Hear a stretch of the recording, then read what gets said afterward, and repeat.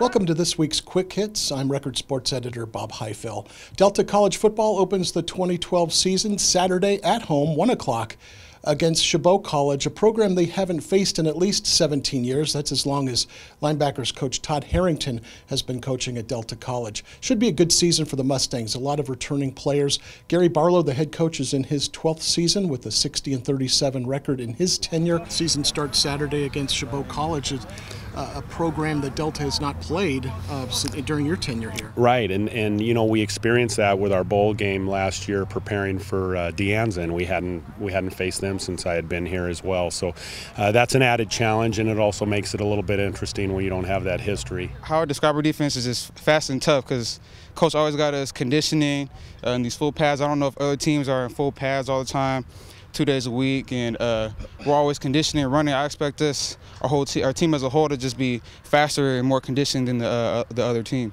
At practice this week, we noticed some outstanding players out there. Quarterback Sam Hutzel is back for his sophomore season.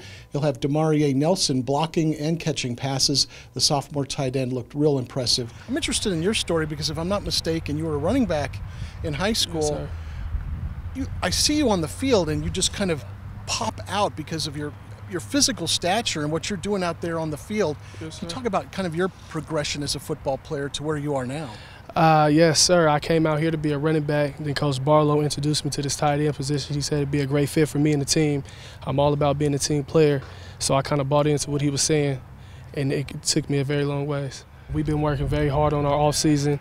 We have a lot of newcomers. We welcome them with open arms, and we all just ready to go out there and get it.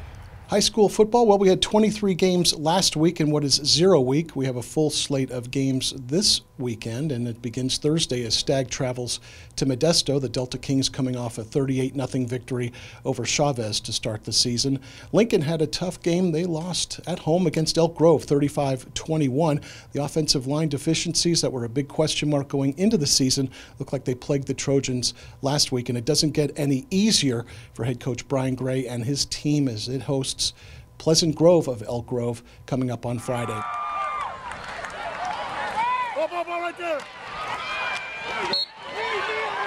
St. Mary's got off to a good start, a 67-13 victory over East Union, and the Rams host Stockdale High School from Bakersfield.